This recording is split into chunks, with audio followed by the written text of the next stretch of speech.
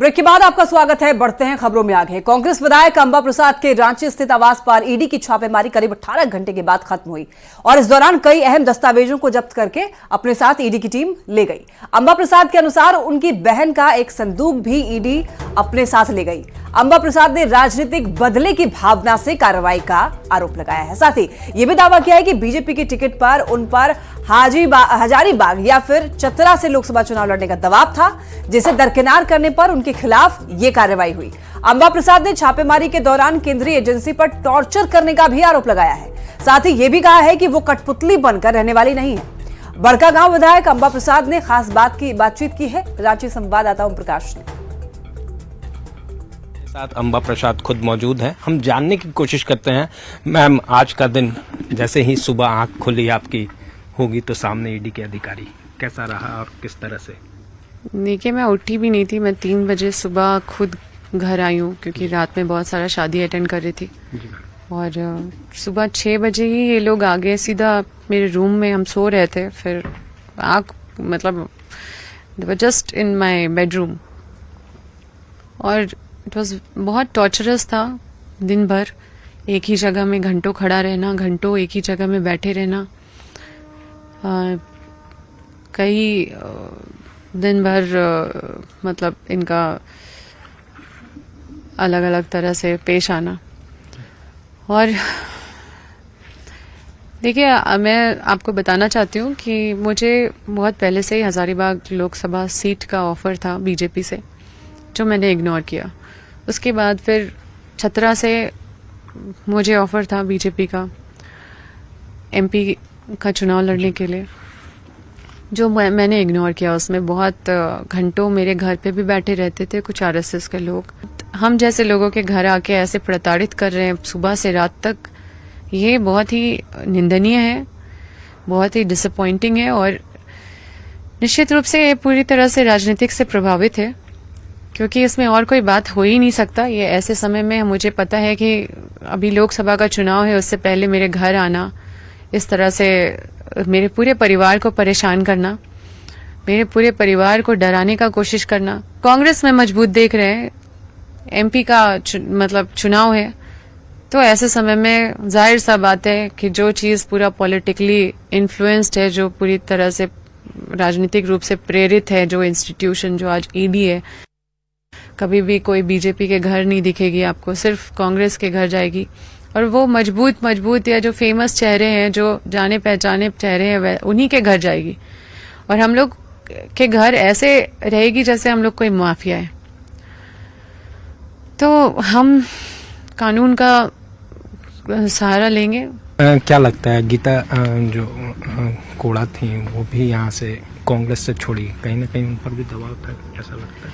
देखिए, अब उनकी कहानी तो हम नहीं बता सकते हैं, लेकिन जहाँ पे हम नेम प्लेट लगा ले और हम एमपी बन जाए और हम ये खुश हो जाए कि हम एमपी बन गए, क्योंकि हम बीजेपी में इसलिए हम एमपी बनते हैं, और हम वहां जाके कठपुतली वाला काम करें, तो ये हमको नहीं शोभा देता, ये अंबा प्रसाद को शोभा नहीं देता।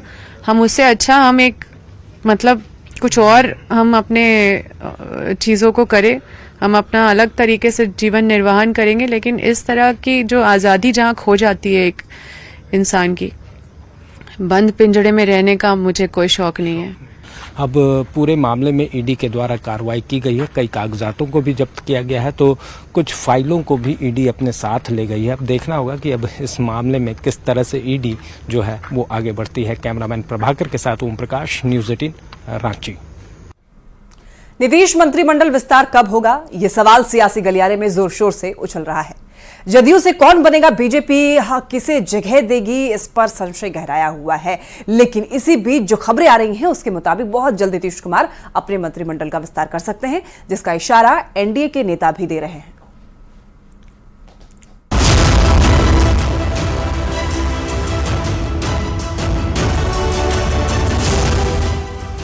बिहार में एनडीए सरकार बने महीने से ज्यादा का वक्त बीत गया, पर अभी तक कैबिनेट का विस्तार नहीं हो पाया है। अब जब लोकसभा चुनाव सर पर है और कभी भी आचार संहिता लागू हो सकती है, नीतीश कुमार भी विदेश दौरे से वापस लौट चुके हैं, तो ये चर्चा और तेज है कि बहुत जल्द बिहार में कैबिनेट विस्तार होने वाला है। कैबिनेट का विस्तार कब कैबिनेट एक्सपेंशन हो जाएगा सर? बहुत जल्द। का विस्तार कब तक होगा? एक्सपेंशन हो जाएगा सर बहुत जल्द, बहुत जल्द। सूत्र बताते हैं कि नीतीश कैबिनेट विस्तार में इस बार जेडीयू कोटे से कोई खास परिवर्तन नहीं होने वाला, पर 1 या 2 मंत्री का पत्ता कट भी सकता है। वहीं कुछ नए चेहरों को भी मौका मिल सकता है। जेडीयू कोटे के एक मिनिस्टर के लोकसभा चुनाव लड़ने तक की बात कही जा रही है। हालांकि जेडीयू के बड़े नेता ऐसे सवालों पर कन्नी काट रहे हैं। अब ये तो अभी हमारा विषय नहीं है, मुख्यमंत्री जी का विषय है। मालूम नहीं है, मालूम रहेगा तो बताएंगे। नहीं, हमको मालूम नहीं, हम तो आ रहे हैं अभी क्षेत्र से। बीजेपी की यदि बात करें तो पार्टी की ओर से भी कुछ बदलाव हो सकते हैं। चुनाव से पहले जातीय समीकरण को साध कर युवा चेहरों को मौका मिल सकता है। महिलाओं को भी ज्यादा भागीदारी संभव है। जानकार इसकी वजह भी बताते हैं, तो वहीं कांग्रेस तंज कस रही है। एक तो अभी चुनाव है, उसको ध्यान में रखकर अति पिछड़ी जाति का कुछ चेहरे आएंगे। स्वाभाविक है कि अभी तो आप देखिए 9 सदस्य मंत्रिमंडल है सीएम सहित, उसमें कोई ब्राह्मण नहीं है, कोई कायस्थ नहीं है, तो अपर कास्ट में 2 जातियां तो अभी दिख नहीं रही हैं। इनको प्रतिनिधित्व देना होगा। देखिए, जिस दिन मंत्रिमंडल का विस्तार होगा उसके अगले दिन जनता दल यूनाइटेड में बड़ी टूट तय है। काम आसान नहीं है मंत्रिमंडल विस्तार, और नीतीश जी अब हिम्मत नहीं जुटा पाएंगे लोकसभा चुनाव तक मंत्रिमंडल विस्तार है। मंत्रिमंडल विस्तार के बहाने एनडीए कई समीकरण साधने की कोशिश में है, पर संभावना है कि जेडीयू के मुकाबले बीजेपी ज्यादा प्रयोग कर सकती है। वैसे कैबिनेट विस्तार का अधिकार मुख्यमंत्री के पास ही है, पर चुनावी साल में मंत्रिमंडल विस्तार में विधायकों को संतुष्ट रख पाना एनडीए के लिए इतना आसान नहीं होने वाला। न्यूज़ 18 के लिए पटना से आनंद अमृतराज की रिपोर्ट। पीएम मोदी ने देश को कई वंदे भारत ट्रेन की सौगात दी है और इसी के तहत रांची वाराणसी वंदे भारत ट्रेन को भी पीएम मोदी ने हरी झंडी दिखाकर रवाना किया। वंदे भारत ट्रेन रांची से खुलने के बाद बिहार के गया जंक्शन पहुंची, जहां सहकारिता मंत्री डॉक्टर प्रेम कुमार और सांसद विजय मांझी ने ट्रेन का स्वागत किया। कुछ देर तक रुकने के बाद मंत्री और सांसद ने हरी झंडी दिखाकर वंदे भारत को आगे के लिए रवाना कर दिया। जो रेलवे जंक्शन हमारे यात्रियों के लिए, पर्यटकों के लिए, यात्रियों के लिए बेहतर सुविधा के लिए गया का रेलवे जो स्टेशन है 2 अरब 99 करोड़ की लागत, काम जारी है। 2 साल में काम पूरा होगा। अरवल में एक कॉलेज में 2 प्रिंसिपल के रहने का मामला सामने आया है। ये मामला फतेहपुर संडा महाविद्यालय का है। दरअसल कॉलेज में 2 प्रिंसिपल की नियुक्ति की गई है। दोनों प्रिंसिपल ने अपने अपने लोगों के जरिए छात्रों को स्नातक पार्ट 1 की परीक्षा फॉर्म भरवाया। एक प्रिंसिपल शिशु प्रियदर्शनी गुट के 1217 बच्चों को स्नातक परीक्षा का एडमिट कार्ड मिल गया, तो वहीं दूसरे प्रिंसिपल महेंद्र प्रसाद सिंह के गुट के 150 से अधिक बच्चों को एडमिट कार्ड नहीं मिला, जिसके बाद गुस्साए बच्चों ने पटना औरंगाबाद राष्ट्रीय राजमार्ग 139 पर जाम लगाकर जम करके हंगामा किया। जाम की वजह से सड़क के दोनों ओर वाहनों की लंबी कतार लग गई, जिसके बाद मौके पर सदर थाने की पुलिस पहुंची, छात्रों को समझाने की कोशिश की। एक कॉलेज में 2 प्रिंसिपल की खबर से जिला प्रशासन भी हैरान है। सर हम लोग 4 दिन से आ रहे हैं, सरकार है कि रोज कल मिलेगा एडमिट कार्ड, कल मिलेगा एडमिट कार्ड, ये प्रतिदिन डेट बढ़ा रहा है सर। कल हम लोग का परीक्षा है, कल परीक्षा हम लोग का एडमिट कार्ड नहीं मिला, ये चलते रोड जाम है सर। 4 दिन से हम लोग रोज सलाह कर रहे हैं, कल परसों कल परीक्षा 8 बजे परीक्षा कर रहे हैं। खाली नारा दिया जाता है बेटी बचाओ बेटी पढ़ाओ, आई है बेटी को रोड पर खड़ा करने का नौबत आ गया है। केंद्र सरकार द्वारा नागरिकता संशोधन कानून के नोटिफिकेशन जारी करने के बाद जमशेदपुर के साकची में सनातन उत्सव समिति की तरफ से लोगों के बीच लड्डू का वितरण किया गया। समिति के नेता और कार्यकर्ताओं ने ढोल नगाड़े के साथ लड्डू का वितरण किया और अपनी खुशी का इजहार किया। समिति के लोगों ने सीएए के लिए पीएम मोदी का आभार जताया। प्रधानमंत्री जी ने इसी घोषणा की थी कल मध्यरात्रि से भारतवर्ष में ये लागू हो जाएगा। खुशी की खुशी में आज सनातन समिति के सदस्यों द्वारा लड्डू वितरण का कार्यक्रम रखा गया था और जश्न मनाया गया, ताकि हमारे जो भारतवर्ष में जो पाकिस्तान, अफगानिस्तान और बांग्लादेश से जो भी सिख भाई, बौद्ध भाई और जैन भाई जो यहाँ रह रहे थे, जो भारत में शरणार्थी थे, इस कानून के तहत ये लोग नागरिक बन जाएंगे भारत का। रांची पुलिस ने बाइक चोर गिरोह का पर्दाफाश करते हुए 5 बाइक चोर को गिरफ्तार किया है। गिरफ्तार आरोपी कॉलेज के छात्र बताए जा रहे हैं। इन छात्रों ने YouTube के जरिए बाइक के लॉक और चोरी का तरीका सीखा। रांची में बाइक चोरी की घटना को अंजाम दिया। हालांकि गिरोह के अन्य सदस्यों को पुलिस अब भी तलाश रही है।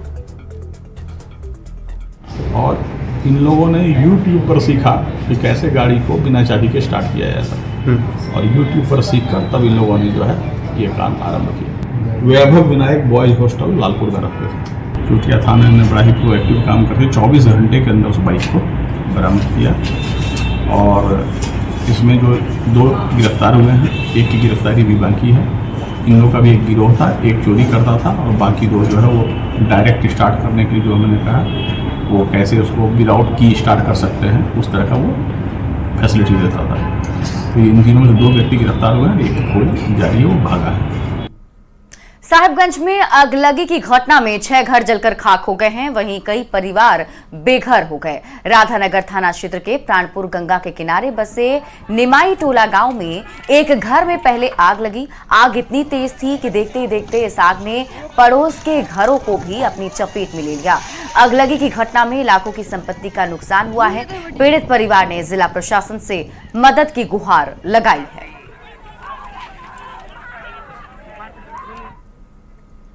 अंडर 16 भारतीय महिला फुटबॉल टीम की सदस्य दिव्यानी लिंडा का अपने घर रांची लौटने पर शानदार स्वागत किया गया। रांची एयरपोर्ट से और मांझी प्रखंड स्थित उसके चंद्रा गांव तक स्वागत का सिलसिला जारी रहा। आपको बता दें कि दिव्यानी लिंडा का चयन सैफ अंडर 16 फुटबॉल चैंपियनशिप के लिए भारतीय टीम में किया गया था। नेपाल के काठमांडू में खेली गई इस प्रतियोगिता में भारतीय टीम में शानदार प्रदर्शन करते हुए फाइनल में अपनी जगह बनाई थी, लेकिन 10 मार्च को बांग्लादेश के खिलाफ खेले गए फाइनल मैच में भारतीय टीम को हार का सामना करना पड़ा। दिव्यानी टीम को मजबूती प्रदान करती है और मैदान में डिफेंस राइट बैक से खेलती है। स्वागत के दौरान दिव्यानी लिंडा के कोच अनवरुल हक भी उसके साथ रहे।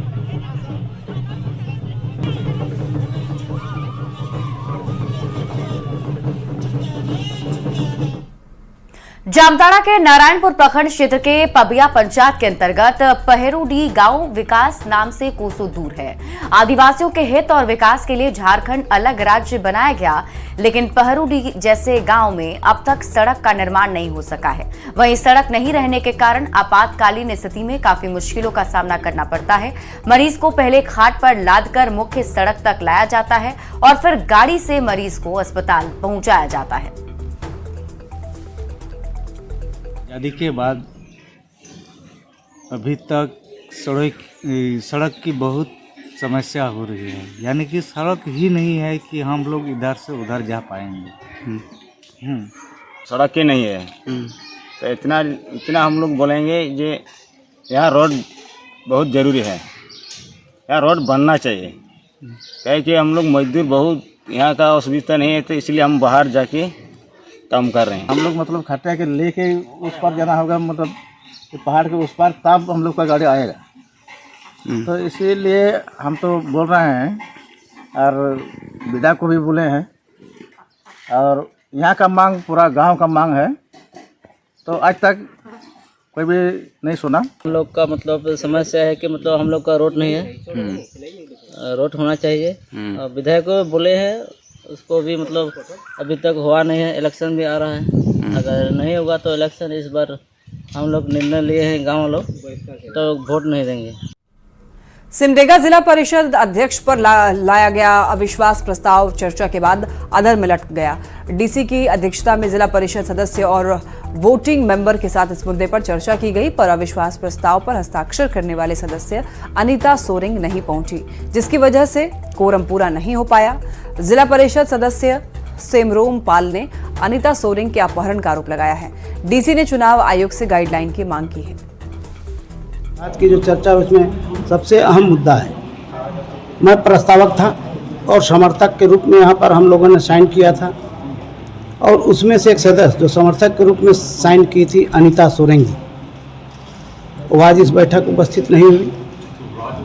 और जहाँ तक मुझे ज्ञात है, मेरे संज्ञान में है कि कल सुबह को उसे कुछ असामाजिक तत्वों के द्वारा घर से उठा लिया गया।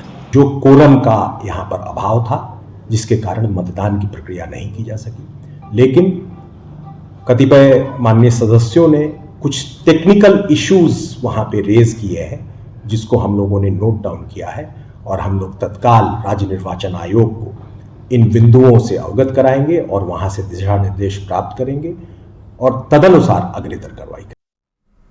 रामगढ़ में पतरातू के जवाहर नवोदय स्कूल के छात्र इन दिनों गंभीर जल संकट से जूझ रहे हैं। स्कूल से आधा किलोमीटर दूर कटिया के सोलर जल मीनार से छात्रों को पानी लाना पड़ता है, जबकि स्कूल में बोरिंग नहीं है। छात्रों ने शिक्षा विभाग से गुहार लगाई है।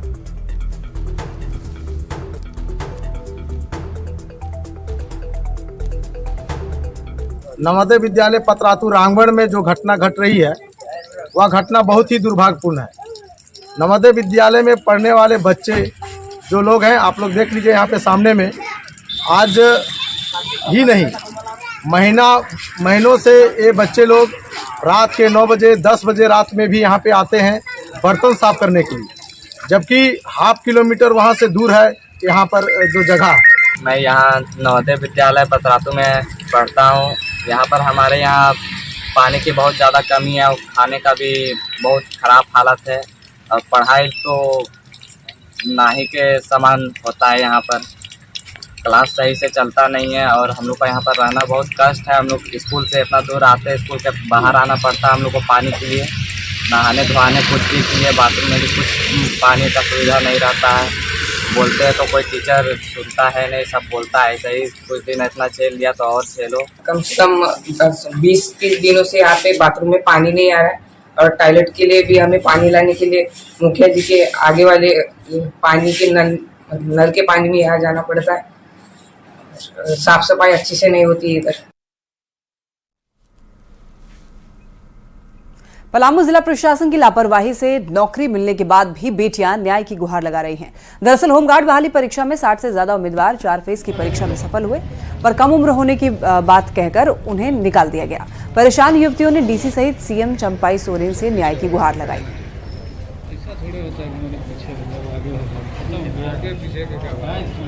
ये तो उनके पलामू में लगातार होमगार्ड की बहाली में धांधली को लेकर के मामले सामने आ रहे हैं।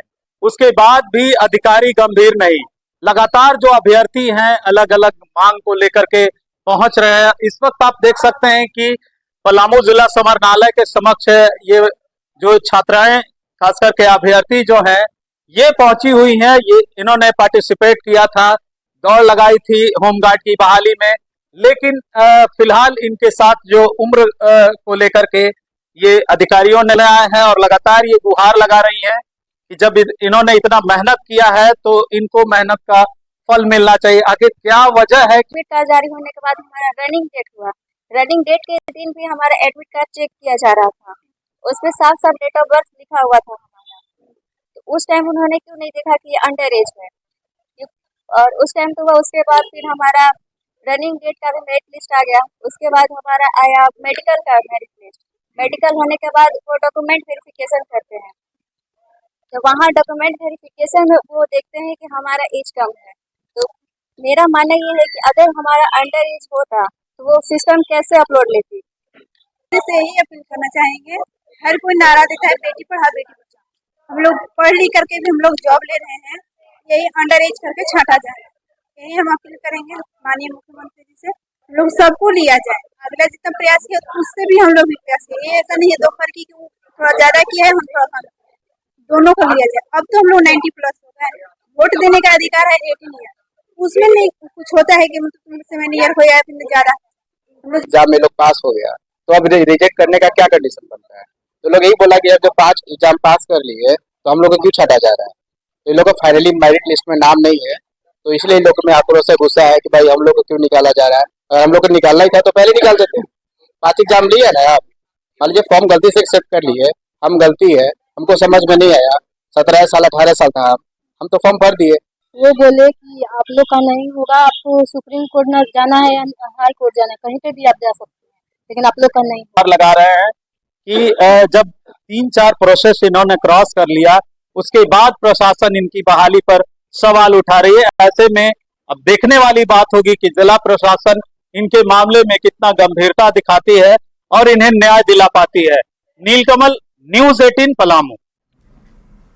और न्यूज़ 18 बिहार झारखंड पर आज शाम 6 बजे से लगातार लोकसभा चुनाव पर मेगा ओपिनियन पोल दिखाएंगे।